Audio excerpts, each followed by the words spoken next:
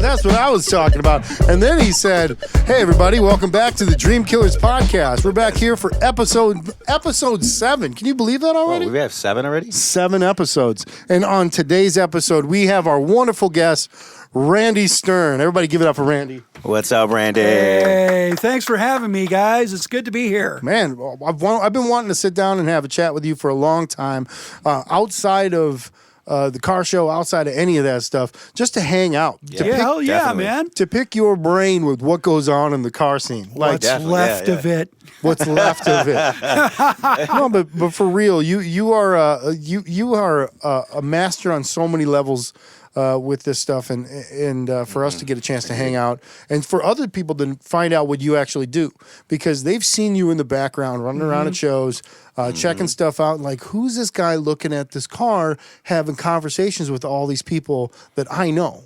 You're right, exactly. And especially so, ones my friends, right? Right. So now they're going to get a chance to find out who you are, who Randy is behind the scenes. Well, explain to us the glory of what you do. Well, the glory of what I do is what's on the screen. No, I'm just kidding. And that's actually Arthur's Trans Am. Yeah, I can't believe he let me drive it. But I can't believe he let you drive it here. 6.6. It's a 6.6, late 70s. Look at the awesome aluminum work on the dash. Yeah, I was going to say, I love it. Hey, Arthur, they're loving your car. Seriously, dude. And don't be, can I cuss on here? Oh, yeah. Yeah, absolutely. Yeah, and Arthur, don't be an asshole. But anyway, dude. But anyway, I'm an automotive journalist. You know, that's my primary thing. I've been in the digital space since 2001, which means a friend of mine was running a website out of Chicago, and he goes, "Hey, you're a good writer. Would you like to be my managing editor?" Cool. So it was a small, culturally specific website, but that's when I started writing automobile stuff, because I started talking about, what cars would fit that particular lifestyle. Right. And that turned into other short gigs and continuous stuff, and just honing in my, what I do. I'm just honing in my skills and whatnot. And then about 2011, I was doing this blog where I was trying to write everything and anything. And I finally came to that and said, look, I love the automotive space. I've been a part of this automotive space when I was a young kid. I loved cars, and I can't let go of that. But the thing is, I've been influenced by so many different automotive magazines when I was a kid. Sure. I mean, I've learned how to read reading Motor Trend, which is really scary. You know? Absolutely. I mean, it could have been Car and Driver. It would have been very interesting reading comprehension there. But and that was the thing, is that I was influenced by all of these great writers before me, and they were storytellers. And I said, you know what? We are missing storytelling in the automotive journalism space. I think we are too. Yeah, definitely. Yeah, because it's more like 750 words of, this is what this car is all about. This is what I sort of think about it. Sure. And that's it. Poop. Yeah. There you go.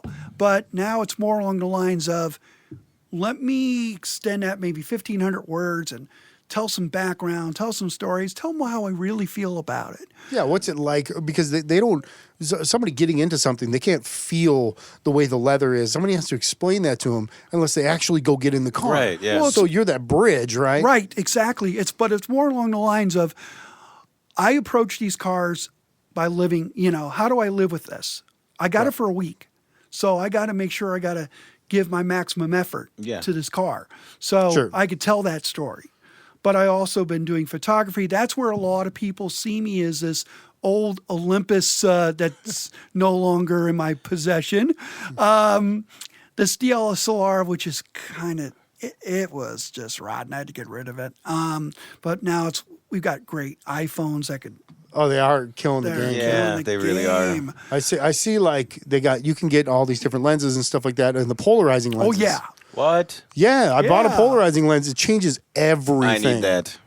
But it allows you to go out and you can get the stuff right out of your pocket. Like, okay, I got to get this shot of the car, because that's part of the gig, right? Exactly, because of the fact when you're living in a digital space, and by digital I mean social media and web, is these cameras do a very good job of capturing that photo for web. But then again, I also have a gig that's also print.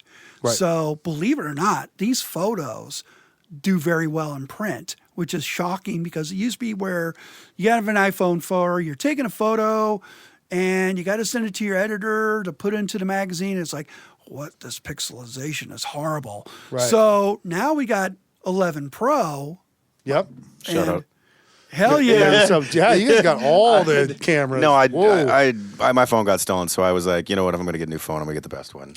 Well, I mean, we're shooting this podcast on a iPhone 8 Plus right now. Yeah, I mean, and it it's works amazing. Still doing the job. Exactly. Because it's easier, and that's you can pull it out. We can just get these shots off, and that's good.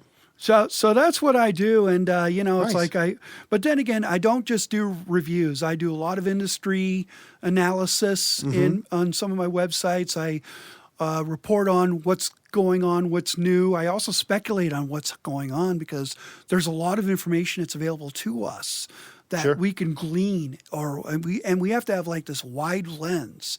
Yeah. Because good example is when now we got Fiat Chrysler and PSA Group doing this big merger. So you have to know what's on the PSA side of it. And when the CEO of PSA is saying, we're going to retain all the jobs in Europe because they have a lot of manufacturing space, incorporating all the FCA stuff from Poland, Italy, Spain, Serbia, you name it. So how are you going to maintain all these jobs from Portugal all the way to Poland in 2026 without having to fire anybody or laying off a bunch of people because your sales have gone to the toilet on some of these brands. So that's the type of analysis I do. That's the stuff that the car community doesn't realize that exists. But No, they don't see that. No, at all. not at all. But it's my job essentially to, just like everyone else, it's like Automotive News does a great job of this. And I'm trying to at least bring that type of reporting down to us, and down to whatever readers want to grab onto it. Well, that's how people are gonna determine what they're gonna purchase because you're leading them in the right direction in order to figure out what direction they're gonna even go to look for a car, right? Exactly, and not just word of that. mouth doesn't work that much anymore. Well, you know? not just that, but also understanding what's behind the door. What's going on in the boardroom, what's going on in the on the assembly line floor. You got to be able to translate that to all the readers, not just us, but also to many others. See, this is how the recommendation works. Josh, ask me what car I would recommend for you to purchase. What car would you recommend for me to purchase? I don't know, anything Toyota. Like that's my recommendations. It's a good. But that's how I recommend stuff. Yeah. But I'm not going into detail. I'm not one sitting behind the wheel going, well, the brand new 2019 or 2020 Toyota Camry has these features because I'm not seeing it because I haven't had the chance to live with it. I look at when somebody asks me, hey, what car should I buy? I look at what Randy's putting out and he's saying, check out this car. I just drove this car. And people like Randy that are explaining what they're actually living with the cars. I totally agree with you. And so I look at maintenance side of things. I can live with a little bit of ugly or a little bit of whatever because I want to make sure that the car is going to last a long time. Yeah. Because I got a 4Runner sitting outside that we've owned for a long time, and it's only had oil changes and one caliper replaced. Really? And we've had it for Yeah, and that's an 03 it is 4Runner. Like, no kidding. That's because certain things will make it through this. So I look at that aspect of it. And Randy looks at a totally different thing. There's the livability factor of it, which is most people aren't buying a car for its absolute reliability. They're buying a new car because they want something that's going to make them feel a certain way. Yep. But it's beyond that also is that you got to be able to tell the story about, yes, it's going to be reliable. And also, you know what? And sometimes I get called out, Sure. For example, I really was singing the praises of the Volkswagen Atlas I had a couple weeks ago. Okay. Then some dude... He's called. And then some dude. His name is. He works for a PR firm at their office in Seattle. If you know who you are, what's up? But he called out and said, well, Consumer Reports said this. And I'm like, here we go. Oh, he was doing the quotes. No, but the fact is that we're beholden to a lot of different channels. Sure. It's like, so and I know people at Consumer Reports are really good people, but they get a mixed rap because they buy the cars Right. to evaluate. Sure. That's where they get all the report. That's where they get all the ratings because they want and of course they're getting paid by Right. those who are subscribing to it. Yep. And therefore, yes, we'll tell the story of reliability. But when we get it, yes, we're supposed to have all this background information before we even touch the car. Sure. And I can't go into a car cold. That's that's one thing that we do a lot. We got to do our research because you got to know what's behind the car, what the deal is of the vehicle. And of course, as I mentioned, Atlas, so we're talking about how this new car space have changed because in the state of Minnesota last year, new car registrations, 84% were light trucks, i.e. everything from compact to heavy. Wow. I totally believe that. I don't see that. Wow, that's crazy. I didn't see that. Wait. There's more. Not just those, but also crossovers and SUVs Oh, because yeah. they're also registered as trucks, which they're really not. Right. So 84% of new vehicles have been SUVs Yep. and trucks. Well, what percentage do you think of are people that are actually buying like sport cars nowadays? Oh God, Pretty low, right? I've Yeah, I would say low. I've heard in the single digits. I don't know. Don't quote me on it. But hear me out now. Those cars, because the single digits lowers production, lowers the sales, those cars are going to be worth a lot more money down the road now. Yeah, it's true. Even, I agree.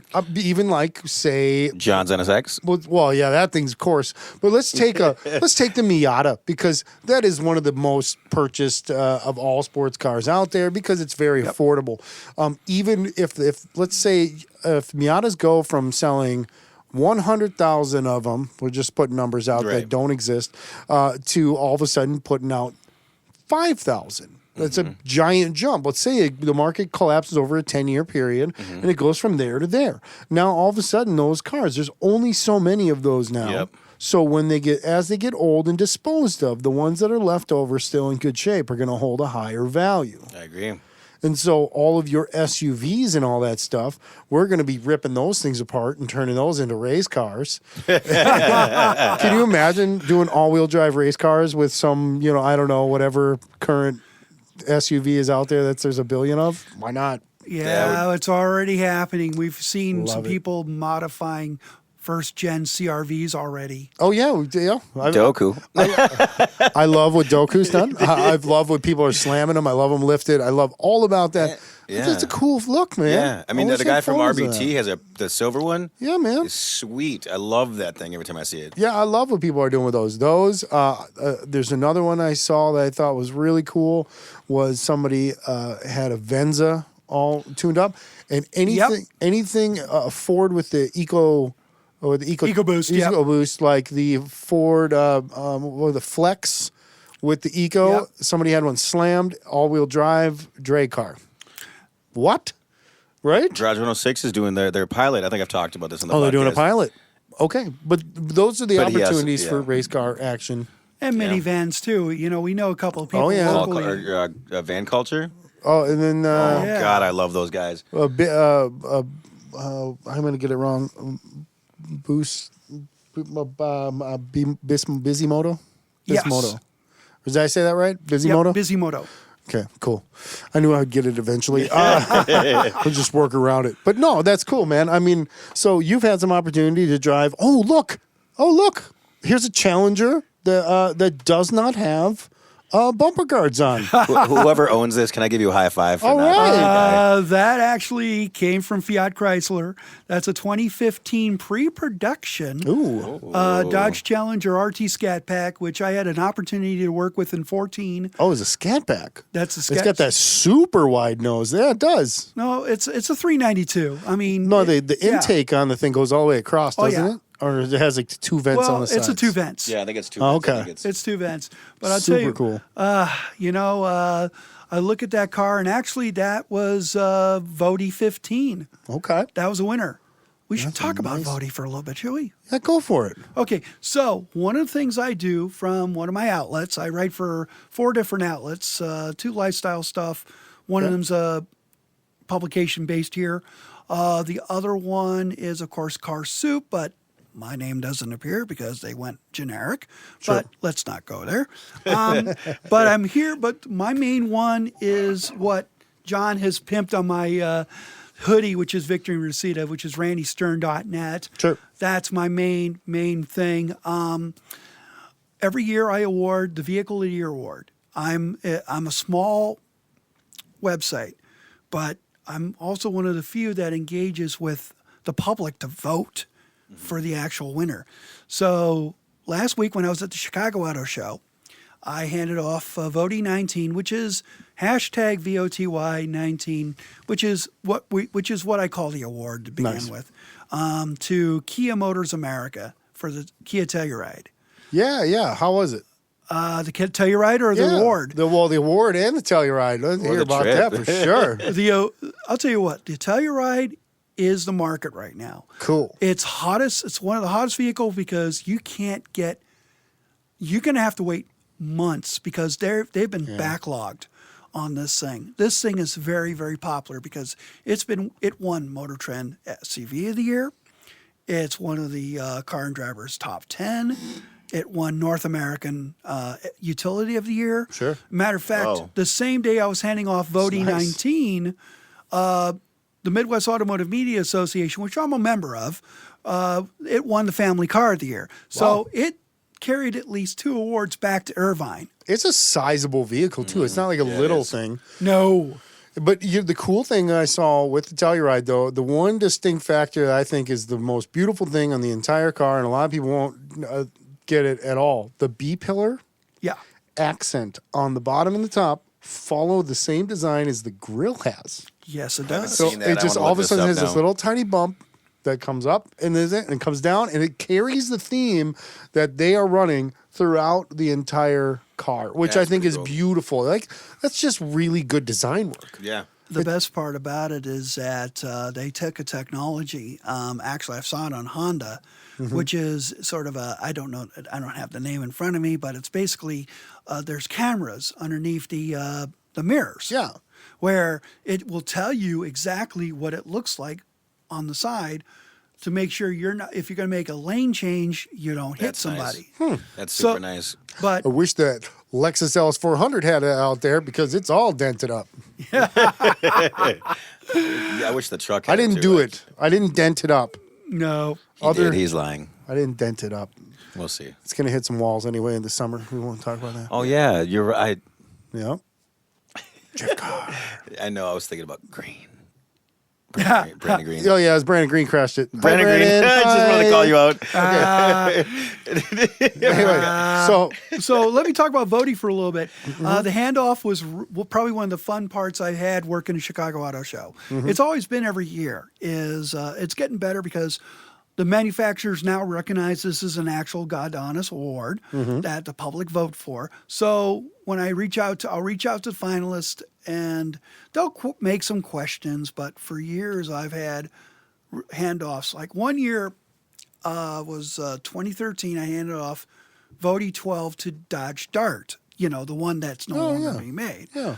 So we had I was going to say Tim Kaniskis. That's not correct. Guy, one of the big ups in FCA handed off, and then sure enough, there was my camera. Somebody's holding my camera.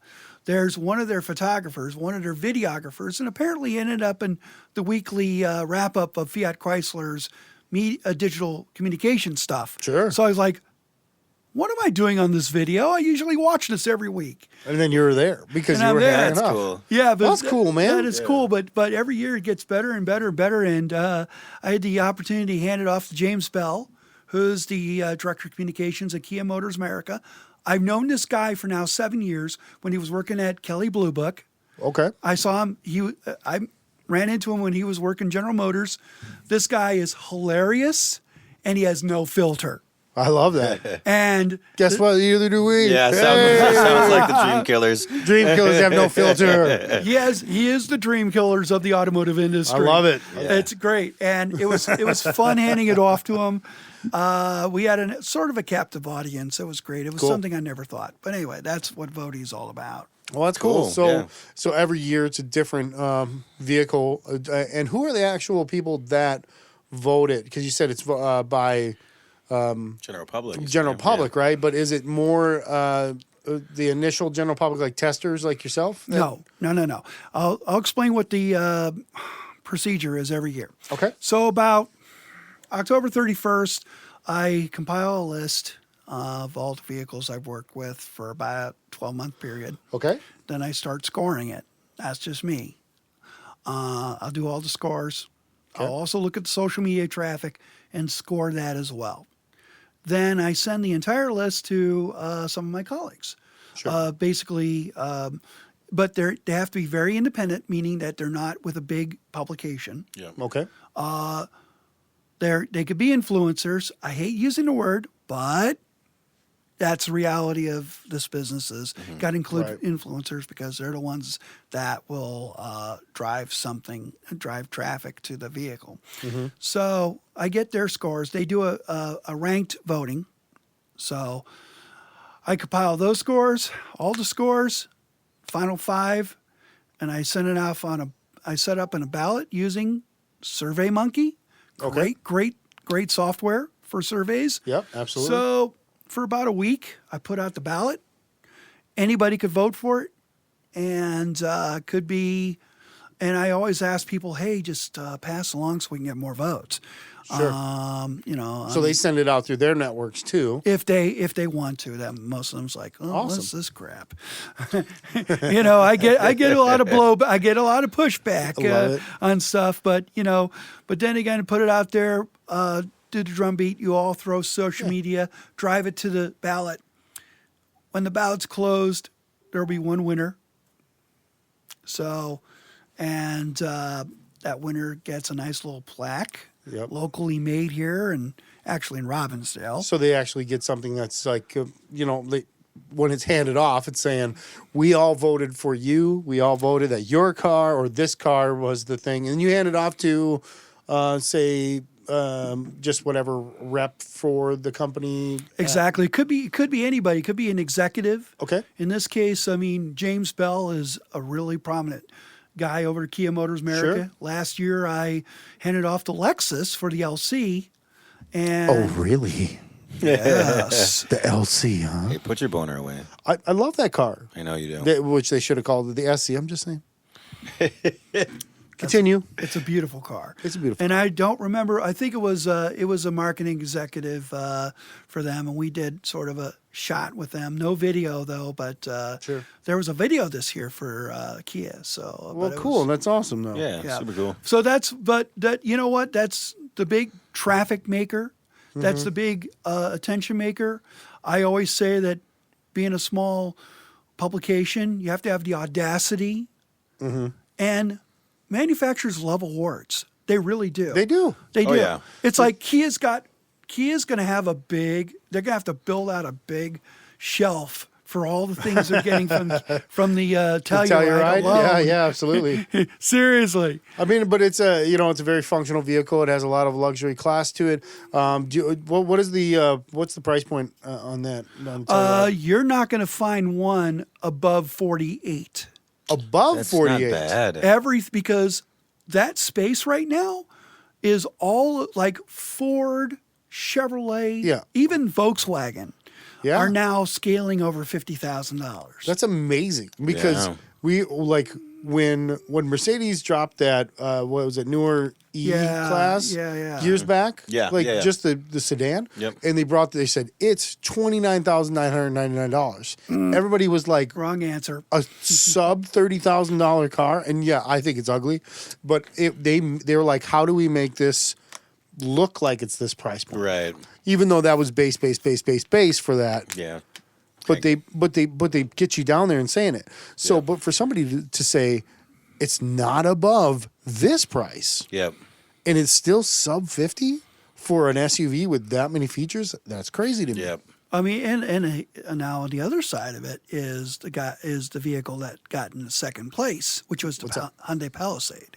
That blows my mind right there, because these are two KDM companies that have emerged on the market to effectively recreate. Thank God they both did. Well, good Yes, for they them. did. Good for them. Yeah. And so hats off to you for your awards, first and second place, KDM Lifestyle. Getting it. Getting it. And not only that, but Hyundai's been killing it too. Everybody's Sure. been killing it. KDM is on the rise. As much as we love Toyota and the solidity of Toyota and whatnot, got to look at Kia. You got to look at Hyundai. Absolutely. Especially Sonata with the Smart Pack. Yeah, they can get the car in the pack. But I don't know. I mean, I feel like they're emerging onto the market, pushing forward, where those spaces of that the people are starting to fight a little bit more, because it puts people more on their toes. For the longest times, auto manufacturers just making stuff and repeating what has worked in the past, and just saying, well, this is what you want, that's what you're going to get. But people, they're not actually looking at people's wants and actual needs. They're just saying, well, that's what you've wanted in the past, so this is what you're going to get. That's what's been selling. So Exactly. So other people come on the market and they change some of those things. They add a couple extra features, and then people go, you know what?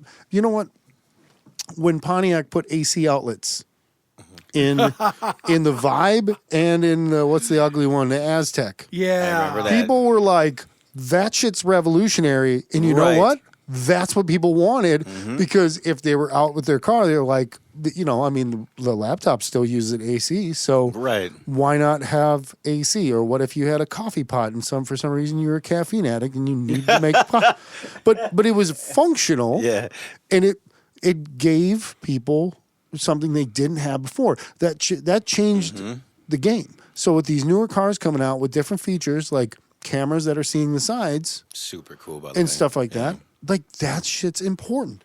And I don't think that GM and Ford and them are working hard enough to keep up with that. Yeah. No offense.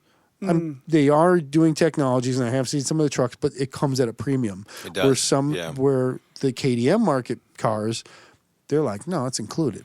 Right. It's included, and on top of that, it's a value proposition because, again, as we mentioned, yes, the Telluride starts at around above 30,000, but when you price out let's say a Telluride XX all-wheel drive with which everything is standard, including captain's chairs in the second row, and it tops out just below 48 grand. That's crazy to me. Yeah, that's where people are going to gravitate to. Oh, yes, and chock full of technologies that Volkswagen, General Motors, Ford, especially when they're hyping up the Explorer.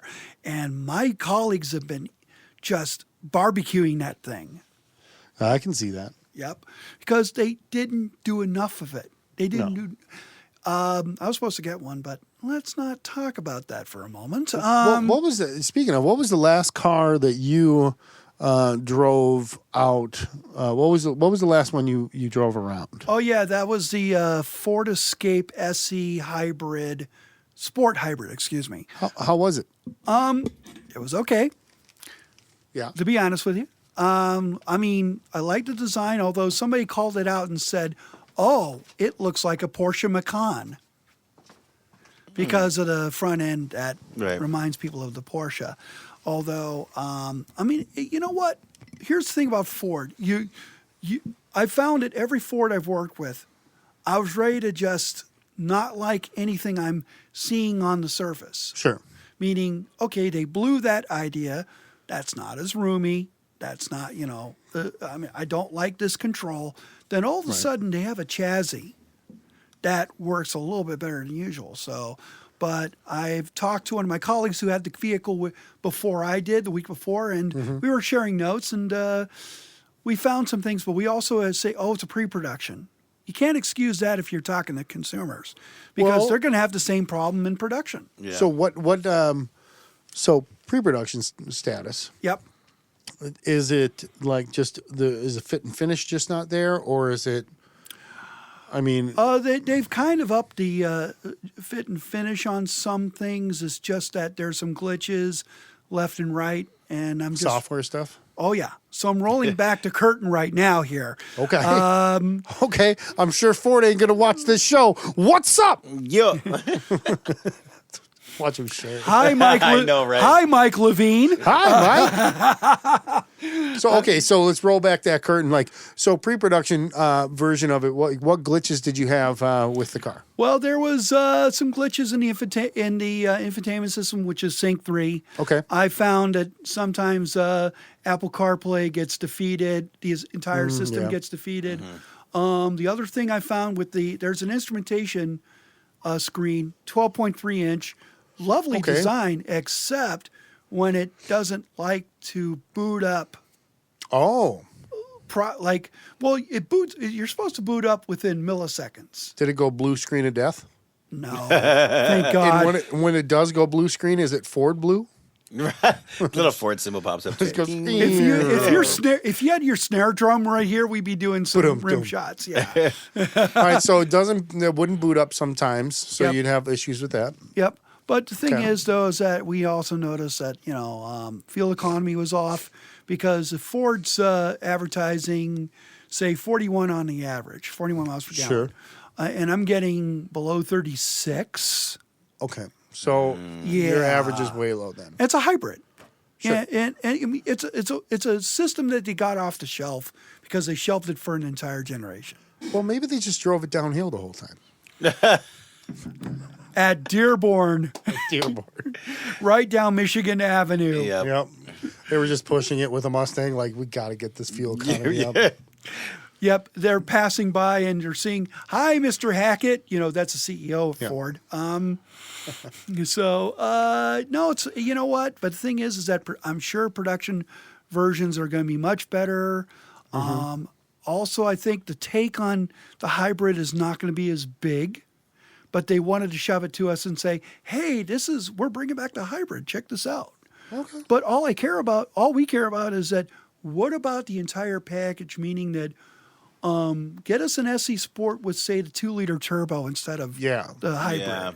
Yeah, I'd rather have one of their their eco motors with something fun that got good gas mileage when I wasn't driving it like a madman. Yep. Exactly. I was fully going to buy a Ford Flex. I want to put that out there. Wait, and what, Kira's, really? Yeah, no, this is weird. Nobody knows this about me. I was going to buy a. I'm surprised that you're even saying I was this right going now. to. Oh here's- my. I'll explain this, and everyone will make this. I'll explain this. It has, if you get a Ford Flex EcoBoost, all-wheel drive model. Not only will be a fun daily driver, I think, but it also looks like a lowrider Suburban, kind of, sort of. like a miniature lowrider Suburban. Okay. And I was like, oh, this looks cool. The body lines are great. The car would be fast. It'd be awesome. And maybe I could looked at the tow rating on it, and it cannot tow my car and a trailer. So it got cut out of the question. Exactly. If it could, because it's unibody, if it could have, and it was a full frame underneath there, which it should have been because of how long it is, be able to tow, I would have purchased it. That would have been Unfortunately- weird seeing you in a Ford. I don't think I could have. I know, right? Yeah. That's just something I can't see you in. Well, Toyota hasn't made a full-size van for me. So I can't have one of those yet. I mean, I can go to Japan and get a Hiace, but Exactly. that's not going to happen. I know a guy that imports cars from Japan. What's his name? Oh, his name is Brian. Brian who? Yeah. Brian Janich. At Top rank.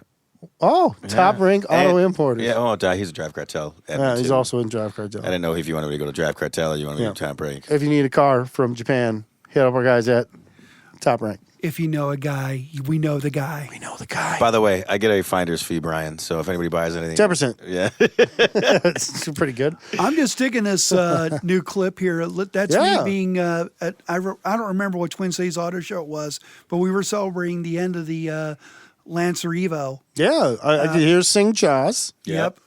And Oh, there he is back no, there taking a There's shot. Sing Cha back there taking a shot behind the car. and that's me being interviewed by Univision, Minnesota. Aha. And See. and right by there, by the way, Richard, Richard Herod III, who's general manager of White Bear Mitsubishi. You made it on the Drive Cartel Oh, podcast. you're in. You can come on the show anytime, bud. Come on in the show Just because bring you're interesting. Just bring a car. You can leave it here in my driveway. It's just fine. And don't ask which car cool. he'll bring. He's got a good collection. Oh, that's nice. I dig it. I'm glad to see that. I dig it. We've had some cool ones parked out front. Let's see here. So, but let's talk about these. Let's talk about car shows.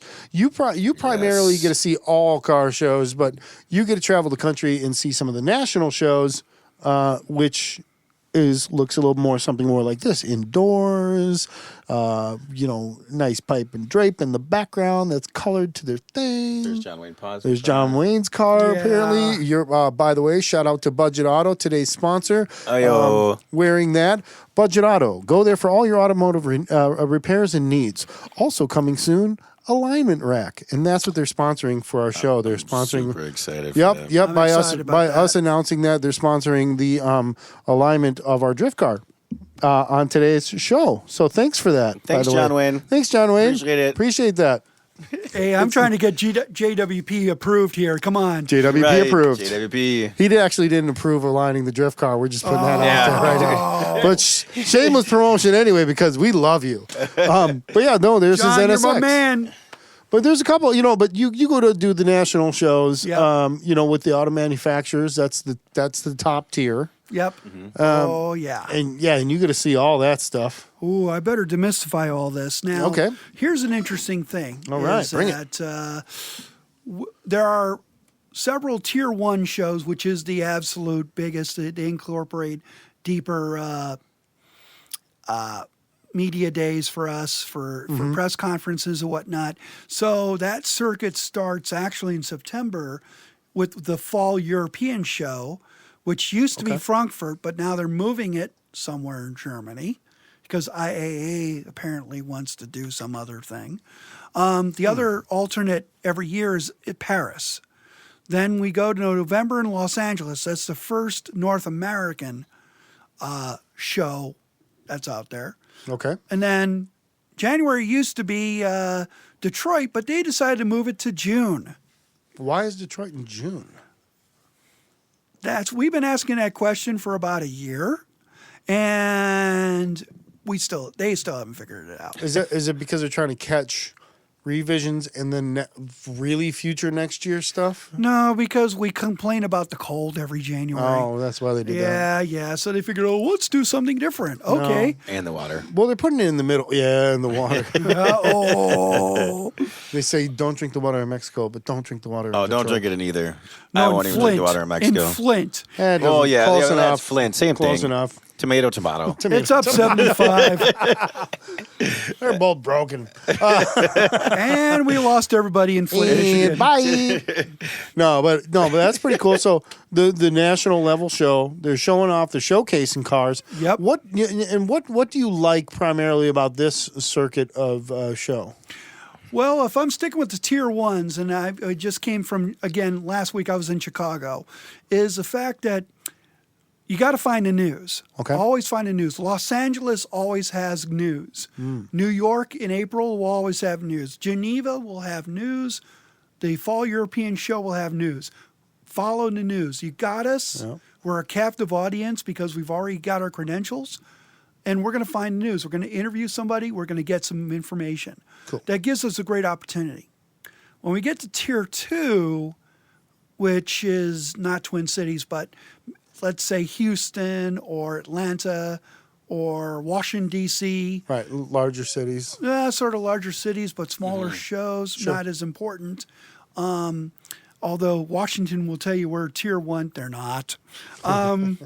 I've worked a D.C. show last year, so but it's a great consumer-facing show. Okay. And there may be some news for us, and they try to add additional programming.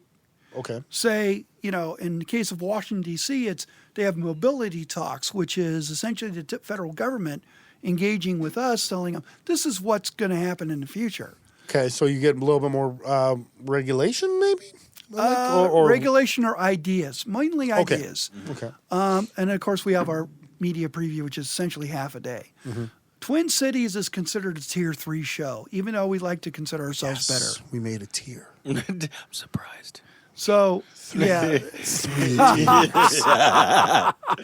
So we do have a media day this year. We're having a truck summit on top of all that. Oh, Explain that as that it's industry and media.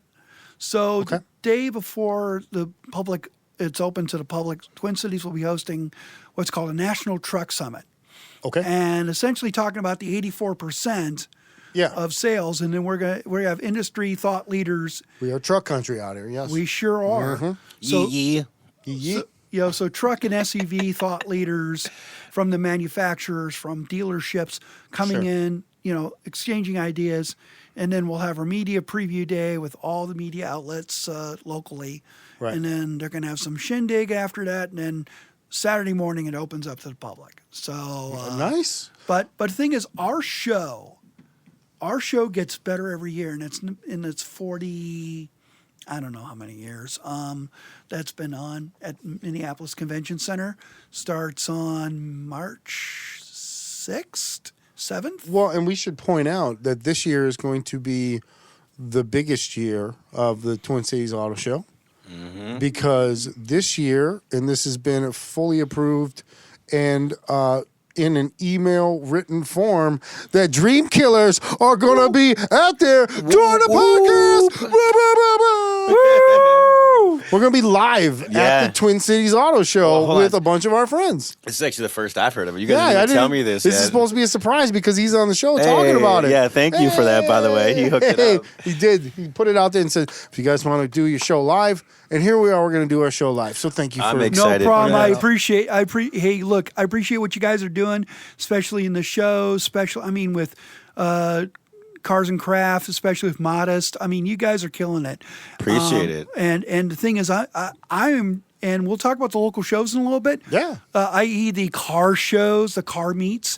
But what you guys do, I appreciate. I love. Let's get on I the enjoy. local shows Hold on. then. If we're gonna be there, do we need to be like headshots so we can like sign autographs for people? Yeah, I'm going to do an 8x10 myself. Bring the models. We should probably bring them. Bring Yeah, sure, why bring not? two models. It'll scare the kids. We'll have a bunch of people on. And to remind you, if you're going to be at the Twin Cities Auto Show, stop by and see our producer standing out front. And which is, we don't actually have a producer yet, but we will have one. I have one lined up. Whatever. So come see us at that booth. Hop on the show. Let's just talk. We're just going to be talking cars for a while and just hanging out. Yeah. So that's something to do at the show. But we'll give you more details as that comes up. But let me wrap up the whole national, the so-called auto show, national show, whatever you call it. So the one thing about auto shows is that it's mainly for the public. It could be for us, but and there's a controversy that comes up is that there's not enough news at the media days, so we're butthurt. But manufacturers are spending a lot more money, even though I've had arguments over this. So 2 days before the media day in Chicago, Cadillac introduced the 2021 Escalade at a special private event. You need one. I do. No, you don't. I know. I hate mine. Okay. Sorry. Yeah. So anyway, how is it? Nice? I don't care what it looks. All I know is about the whole damn show that they did. So they flew in all the journalists. I mean, all the big journalists. Okay. And Spike Lee was the star. Oh. Okay. So Spike Lee was like, "Hey, look at this car." It's like, oh, right. Really? I mean, don't get me wrong. I love Spike, but really? Sure. Right. So you get the idea of what kind of show Cadillac wanted to pull. Right. And they had the opportunity with a captive audience at the Chicago Auto Show to do this 2 days later, or at least the night before. Right. But no. Well, I mean, they could have. Well, you got Matthew McConaughey probably on the other side of the ballroom with this Lincoln stuff anyway, trying to fight back against him. Yeah, we'll see. But again, it's like that's what we're up against is that auto shows were special for us media people because on media days we were able to bring you a world premiere, something that no one has seen. Sure. It's going to be great. That used to be what it was, say, up to Toll. I remember working my first Chicago Auto Show media day in 2004, and yes, it was big news when they introduced the Buick LaCrosse. I know. Yeah. No, but that was yeah. Yeah. That was actually a pretty astounding model for them to launch at the time. Right, and on top of that, the Mercury Montego with the with the tie-in saying it's being built down in Torrance Avenue, in the southeast part of Chicago, in Hedgewisch, and that tie-in is at Chicago Auto Show, Chicago Built Car. Yeah. We have the mayor, we have the workers from Torrance Avenue at Ford Torrance Avenue. It was a big show for them. So, Sure. and back in 1989, Chicago was the launch point for the NSX and the Miata. Oh wow, 2 key cars right there. So lately, Chicago's all about let's introduce trucks. Yeah. Let's introduce special editions, new That's what trims. people are driving. Right. Yep. Yeah. And let's introduce mid-cycle refreshes. Now, to a journalist who's working very hard, that's not news. No, not really. I mean, But- what's exciting about the modern day station wagon or the modern day minivan is what these SUVs are turning into and stuff like that. Those things are like they're usable vehicles and they're very functional. But you want to cover the hottest, craziest car out there, right? But No, well, too far actually, few between. Yeah. Actually, my approach is give me something that's brand new, a new generation model, or a new model that's addition into the lineup. Okay. And sometimes we'll get the North American introduction, which usually is the case. I mean, I remember, what was it, last year or a year ago? It was Volkswagen said, we're going to introduce the North American version of the Arteon. Here it is. This was great. It was really good for us. They did a good job on giving us the 21 Atlas, which looks a hell of a lot better than the current one. Yeah, it looks a lot better. But the big news was Chrysler Pacifica. Beautiful new update. All-wheel drive, finally. Yeah.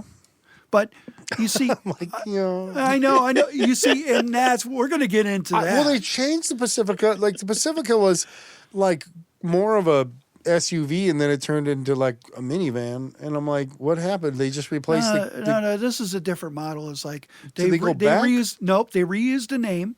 Yeah. For the new generation minivans, because they were going to kill that old minivan off. Right. So this is a brand new.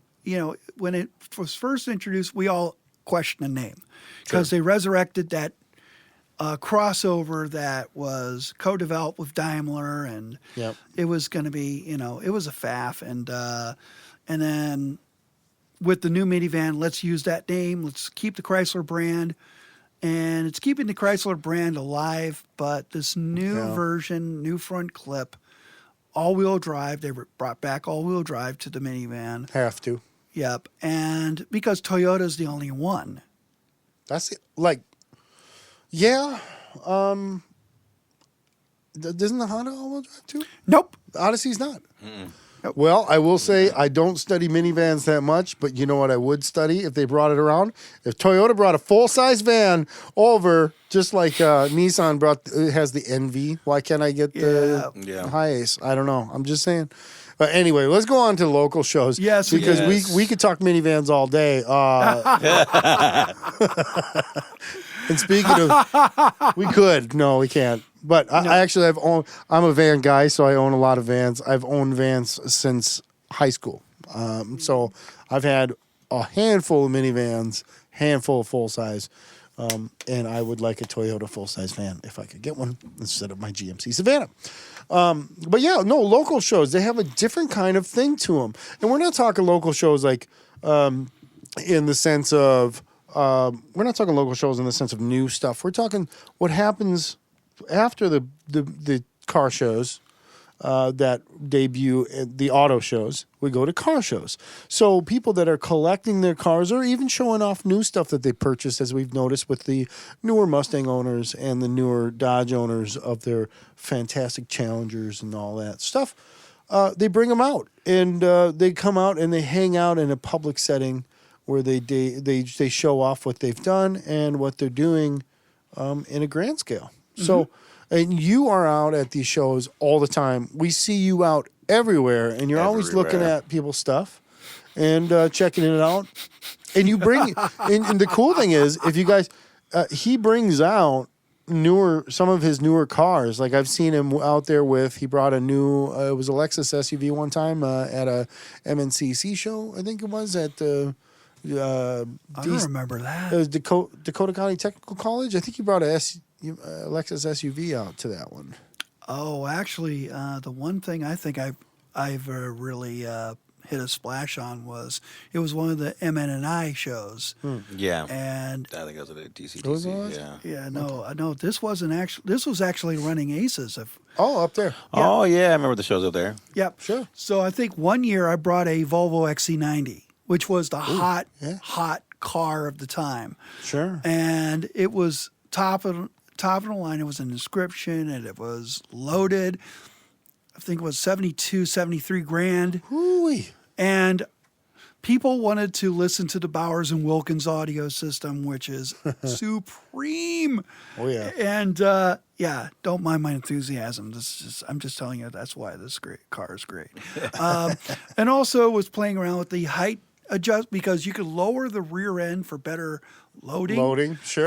And there were people who were going, damn, that's so cool. Then they saw the Cybertruck and they were like, oh my God. Yeah. Well, no one's going to bring a Cybertruck to one of our car meets. Are you kidding? No. But Daring Elon. no, let's Bring not it. Fly it in here with a SpaceX rocket. Let's go. If you And his new shoes. You guys see those? if that Cybertruck is coming, I'm bringing a Rivian. Woof. Woof. That's We covered right. that on episode, 2? I don't know. One. One. Episode 1, yeah. Yeah, I'm down with Rivian. No, all right. He's into it. So, no, but what do you like about the local show? Okay, it depends on the show because Sure. there's some shows I rock with. There's some shows I want to avoid like the plague. Okay. But over the years, I've learned that there is a lot of interaction, a lot of community that's involved. The better shows are all about the people you know that are running it. Like that's why I talk about you guys in Cars and Craft. That is a great example of a wonderful show of really cool cars, really cool people, the people you know and love. And and that's what I enjoy about the shows is seeing your friends, seeing their rides. What have they done differently to their car? And that's, I mean, yes, it sounds like it's too familiar, but one thing I always want to find in a show is something I've never seen. Sure. I mean, because how many WRXs do you see every show? Right. How many, now it's gone to the point of how many new gen Mustangs, especially GT 350s. Yeah. How many do you see?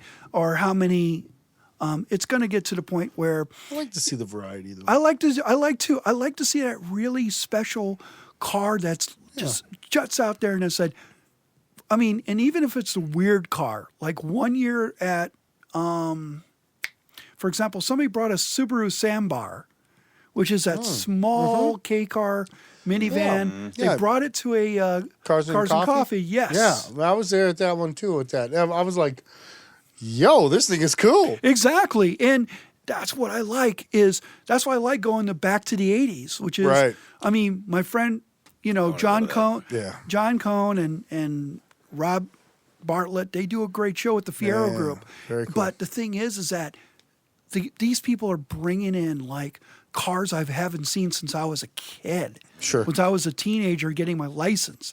Like, I think there was a Citation that showed up after I left. Oh, wow. Man, I haven't seen a Citation in a long time. Exactly. Like, wow. My best friend's mom had one growing up, and it was brown. You know, the brown. Yeah. It was I gotta brown. look this up. It wasn't brown? I can't think of what this is. No, you got to go ahead and look it up. We'll give you time. This but cars like that. So, Exactly. Like those are cars that like a lot of the Omnis, got thrown away. A lot of those cars got thrown away. I had a '84 Duster 2.2. Yes. And that thing was like, Oh yeah. it was cool, and it looked like the Charger, but it wasn't. But it was like, but it was like little those bad cars boy? are gone. Yeah, Citation. I've seen these before. But Yeah. there's like They're kind of ugly, but they're pretty cool. but I like but them. they're still cool because at the time people were like, "Oh, it's just a cheap car." it was just your daily driver car. Yeah. But now that time has gone by, people are like, this would actually make a cool car. Exactly. Right. Yeah. So as they got It's thrown away, collectible. now they're Yeah. collectible. I told I think it was years ago. I told somebody, I said, I guarantee you that this Hyundai, and it was one of the older ugly Hyundai Sonatas. Yeah, I said someday you're going to see a Hyundai Sonata like this ugly bubbly thing. Yep. And not one of the newer ones. And you're going to see it at a car show, and you're going to go, wow. Look at how nice that car is. Exactly. I haven't seen one of those in years, and it's a collector piece. And you think about it now, like, no, it'll never be. Yes, it will, because you see a guy with a Yugo, you go, oh my God, look at that Yugo. And I've seen at a What? show, yes. I think I saw it at Frankensteiner's. There was one Okay. Yugo that's floating around. He's got a Yugo. Someone's got I heard from Ryan Rask, there's 2 of them. 2. Yeah. They probably took 5 of them to make each one, though. Right. Exactly. One part of a time. You go fast. Nowhere. But again, it's like I like the shows where there's really something that stands out that jogs my memory. Sure. Or the flip side of that is somebody who has a lot of creativity Okay. in their cars, right? Sure. It's like their build is special to them. I think Miguel I Mosberg was takes the... just Yes. about to say that. Shout with out his to Colt. Miguel Mosberg. By the way, you have one of the most unique styling of anybody with all of your cars. And everybody seems to like it too. Honestly, like Sure. everybody loves his car. But that's the thing. It's unique. yeah. Miguel's my guy. You know, Miguel's the guy that He's everybody's guy. he is. yeah, he's I love that guy. You Yeah, can't because- not like Miguel. I love that guy. He's such a cool kid. because He's a good guy. because he's the guy that you know throws me off for a loop. You got a what? Yeah. You just got what? Yeah. I want to see this. Yeah, I know. You know yeah. that type of thing. Like when he got a Previa, I was like, yeah, I gotta see this. I know, and I can't wait to see what he does to it too. It's crazy. Oh, it's getting. Oh, it's getting It's gonna get there. Getting it. I can't wait. You know, he won a rally in a smart car. I just want to point that Yeah, out. Good job. He did, which Yes, he is did. super crazy. I know. Wasn't that what's his name? Straight. Oh, Montana Straight? Yeah, Montana Straight. Straight? No, it was him and Scott. It was Miguel and Scott Swillen. Yes. Though 2 of them guys. From they Cremaster. Yep. Yep, Cremaster, which I love those guys. Man. So do I. Good guys. But yeah, a lot of styling. Even their race cars have a lot of like very unique styling to it, and that's why they're bringing things to the table that are unique, and that's cool. I know there's people gonna kill me for saying this, but I'm bored by supercars. Cool. And I'll tell you why. Yes. That's I'll tell- okay. And you know, and the thing is that it's what you. These shows are made. There's a really good variety among the shows. Mm-hmm. If you love Tri-5 Chevys, Yeah. if there's a show full of Tri-5 Sure. Chevys, that's your gig. If you love supercars, if you want to see Lamborghinis and Ferraris and Astons, Yeah. if that's your show, that's your show. Yep. You can find that. Right. Yep. What if you wanted like a nice like a gumbo? You know what I mean? Mix all of those together in one pot without having too many cars there. And what would you call something like that? I wonder. Would you call it Cars and Craft, maybe? I Yeah. mean, that's what I was thinking. Cars and Craft. This is a picture. If you are listening, you're not seeing it, but it's a picture of Cars and Craft. And we see some, like the guy with the ponytail down there. I know who that is. Oh, I know him too. I know that guy. You know most of these people that you'll see in these photos. And the reason why you'll see a lot of these people. Look at that good looking Yep. guy. Oh, there's the good looking guy over there, sitting over there. Yep. I see a couple I yellow wonder hats. if that's Ryan Sinetsky. Yeah, that is Ryan there. But yeah, no, I mean, you see really cool cars, and this one has the projection going on, which was a later addition into the year. But yeah, you know, you'll see GTRs and you'll see Ferraris and Lotuses, and you know, you'll see downwards into the depths of of the Acura land and the Honda land, and all the downward into the depths of different various cars. That make key parts of the scene. And these cars are not selected by a by no like explanation at all. These cars are selected because it'd be interesting for each one to be in at a certain time. So cars are submitted throughout the year, and they'll say, hey, let's put this car in here. Let's put this car in here. It'd be nice to have one of these. Oh, wow, this would be fun. And the whole idea behind Cars and Craft is create a variety that keeps people's interest. So there's old schools. There's new schools. There's no schools. There's, there's cars that are like unexplainable, but there's cars that are explainable. And the reason why they all come together is to create conversation pieces within a beautiful area with some good music, and people hang out and drink beers and have a good time doing that. That's what this is all about. Cars and Craft is not a, it isn't a like mega super grocery store. Yeah. It is the small market. That you can get certain selections. And if that one certain car isn't in stock that day, well, it'll probably be there next time. I try to explain it the best I could. I like it. I like it. No, you've described it perfectly. It's like if you like Kyle Hardy's GS, you'll see it. You'll see it. But the track members are always kind of there. Yeah, we're always there. And Kyle Hardy is one of the newest Drive Cartel. Yes, indeed. Yeah, he is. Congratulations, man. Again. Yep. But yeah, you'll see that car. He was just on the show. Yeah. But there's that kind of stuff, really high caliber, and then also, like you were saying, really interesting pieces. Yeah. But you'll also get some of those high-end Ferraris and Lamborghinis. We've had them, Lambo Dad has been there. Yep. And exclusive rare cars. Eric Berger's M3. Oh, God, I love that thing so much. Oh, yes. Is that the POW right there? Is the gray?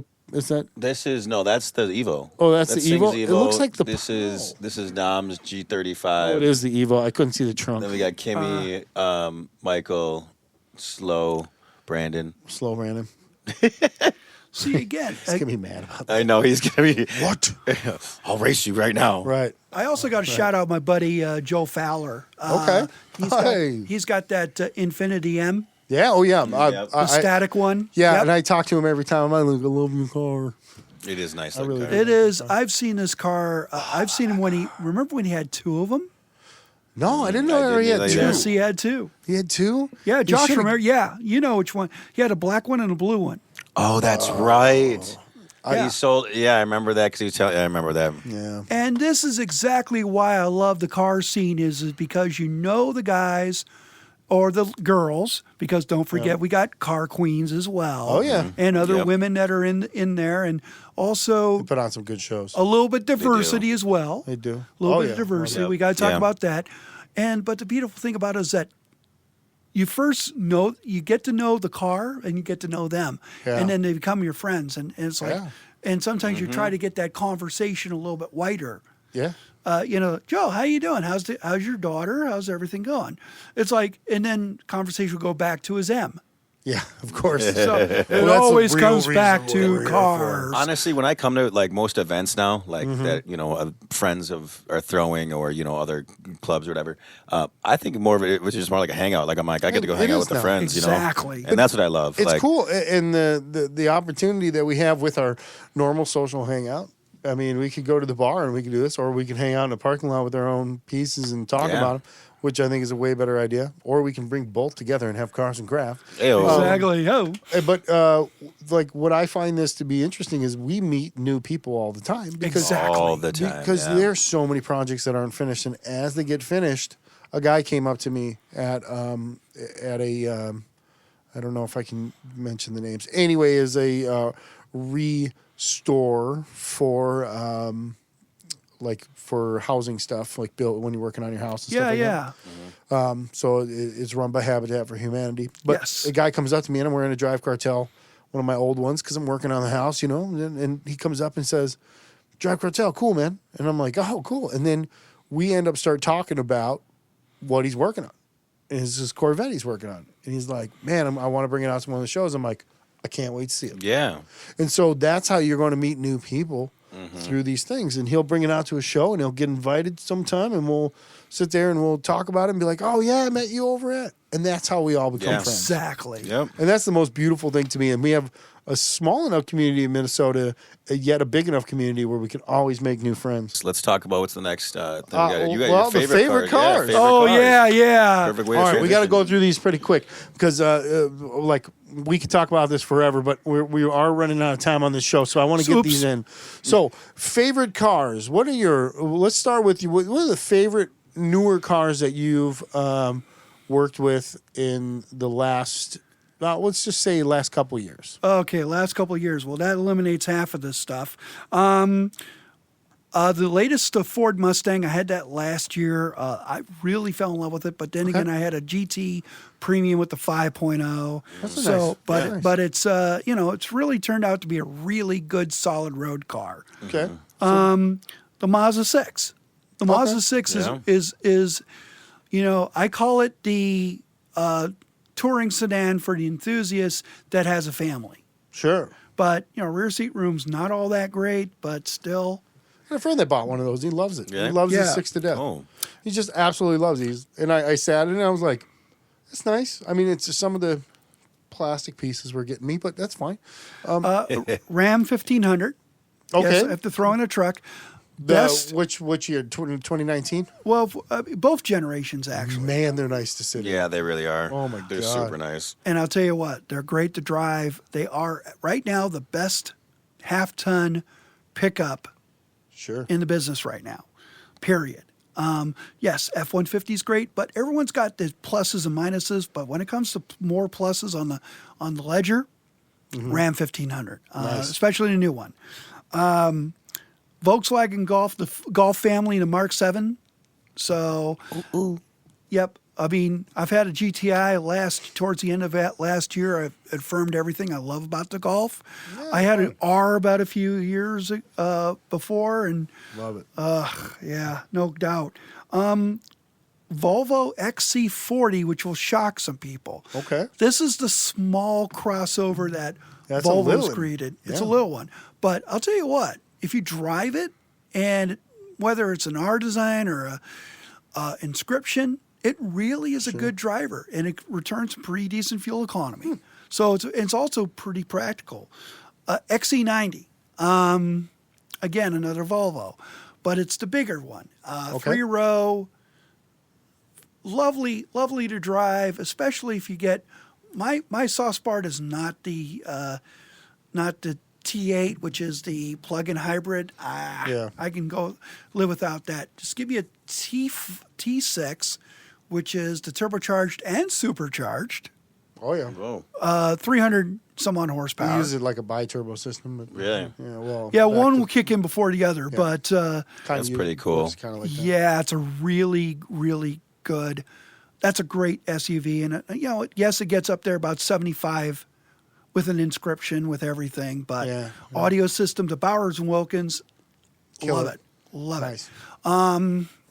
But if I go back further, I definitely include the current Challenger and Charger. I prefer the Charger because 200 pounds lighter than the Challenger. Really? Yes. For a 4-door car versus. For a four-door car versus a two. Wow. I think they look better too. Yeah. I do love what they did with the Challenger because Yeah. everybody's always loved the way a Challenger looked, but the Charger being a 4-door sedan, it really looks pretty badass. for It that. does. I Especially agree. with all the taillight revisions. But can't we not ignore that car out there? Yeah, I love this car. RCF. Tony Yost has said that because Shout out to Tony Yost. Yep. Tony Yoni Yost. Toast. The Yep. Yoni. Yep.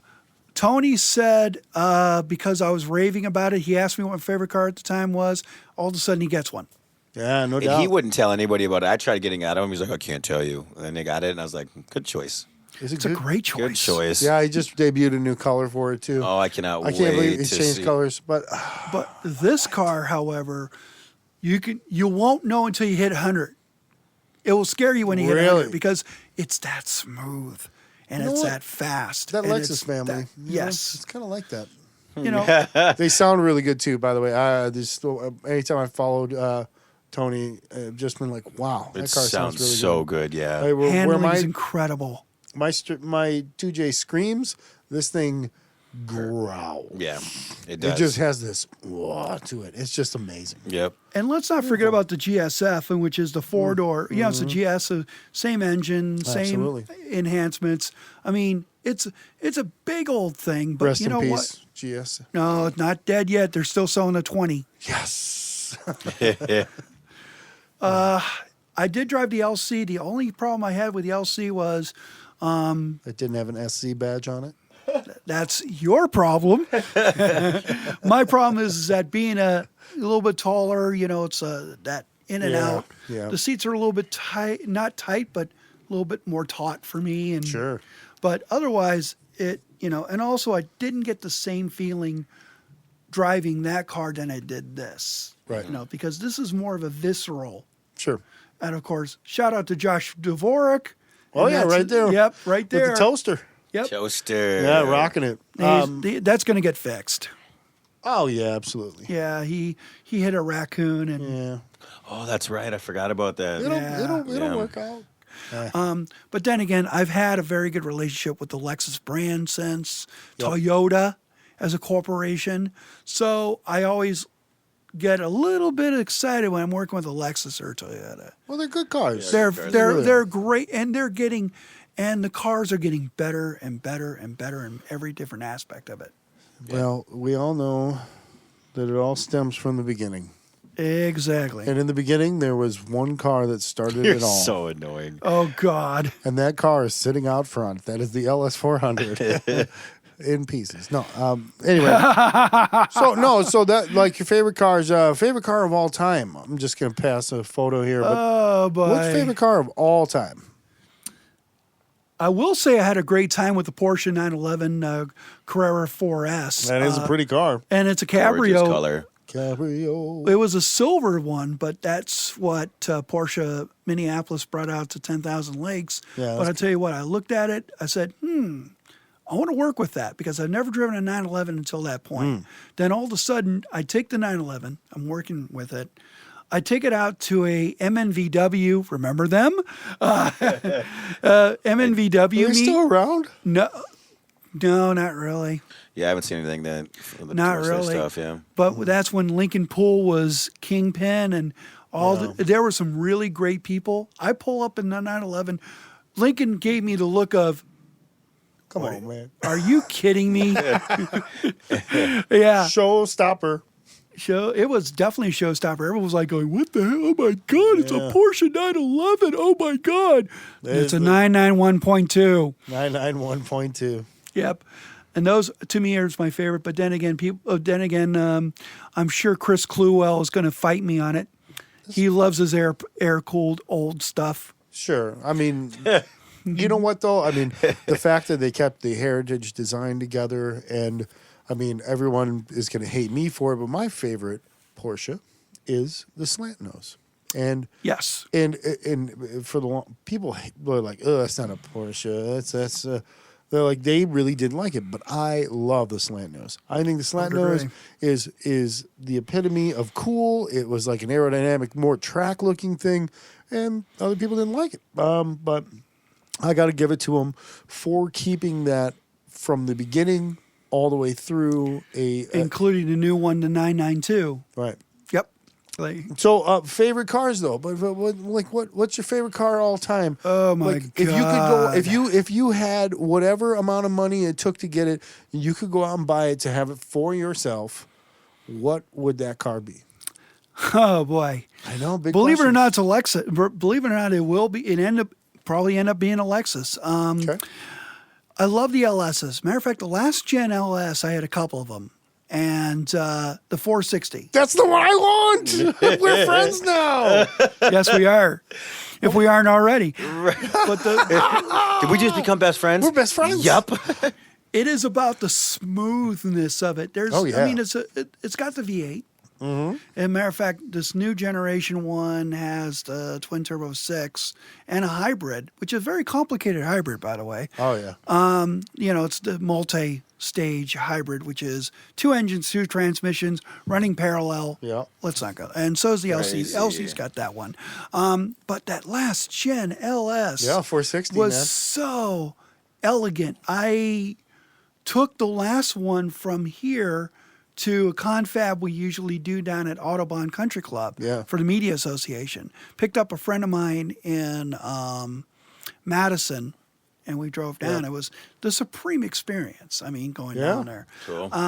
You can get it for right around $10,000 now. Oh, geez, That's crazy. That's crazy. Really? I think the ones crazy. I think the ones I reviewed were in the 70s. Yeah, no, they went from 70, and when they get up there above their 100,000, their prices come down where they're affordable. And these were the ones that had the spindle grills attached to them. So okay, it's the mid-cycle refresh on. Yeah, okay. But I still love them because they're such the supreme experience. I never had. I mean, I had one Mercedes, the S Class. It was an S63 AMG, and it didn't feel like that.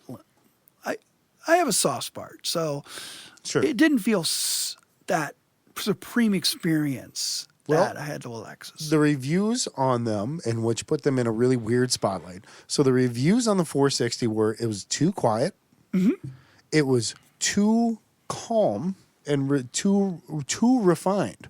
So they had negative reviews on it because it was too good. Because people were like, why? They said it disconnected the driver from the road because it was too quiet, and it felt too comfortable. That's weird. Right. That's really weird. You know what's funny? That's what I want. I want to, for a daily driver, I want someone to be honking next to me and just me going like, nope, can't hear you. Don't care. I'm driving here. That's what I want in a daily driver. Not in a sports car. I'm not going to race that 460, but that's cool. What else? What else you got? I mean, of course, the RCF. I mean, it still brings memories, and I think it's the one car other than the S63 that really engaged people. Whether it's social media followers or people at car shows. I brought the two RCFs. I had that blue one, and I brought it to a meet of the ultrasonic blue Mica 2.0. And that was a 15, and I brought that to a meet where the club's no longer in existence, but people were going, yo, what is that? That is so cool. And I had friends coming up and said, I want to ride. Matter of fact, no, and then the day before I was at a place that no longer exists that had a car meet on a Saturday morning. Yeah. And I had people coming up and said, I want to ride. Can you give me a ride? Please? Hurry, please. It's like, this is an RCF. I must be in this. I must be in the passenger seat. You're not getting in the driver's seat because I signed my name with blood in it. So, that's what we do. But then I had the red one where I think the shine was a little off because they're used to it because I keep on talking about it offline. I love the RCF. The RCF is great. Yes, well, the RCF is great. Then I get another one. It's like, really? Yeah. Really? People like yourself and what you do, you help drive that excitement. What can we look for in the future of automotive? What can we look forward to? What are you getting whispers about that we might not hear? Because we already know about Cybertruck and we already know about some of that. But is there anything out there that you think that we will see in the near future that will change our purchasing or blow our mind? Yeah, the biggest thing that we're going to have to watch for is a lot more electric vehicles, a lot more electrification. A lot of companies are steering that way because in some countries they said they're going to get rid of the internal combustion engine in that country by say 2035. Yeah. So remind me not to move there. Yeah, but no, you're definitely the European Union is out for us.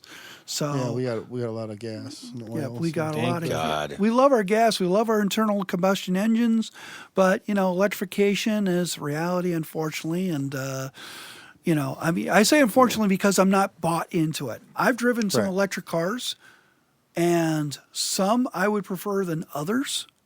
Like I like what Nissan has done with the Leaf. Sure. Especially the Leaf Plus, which is giving you 228 miles on the range. That's pretty good. That is really good. And of course, last year I drove the Kia Niro EV in Washington Auto Show, and we were driving around parts of DC, and It's not. I mean, it's a Nero, but it's got an electric engine, not Sure. just a hybrid. So or a plug-in. So at least you get a little bit better range if you need it, right? right. So these new vehicles are coming up with, ranges that are coming close to Tesla. Yeah.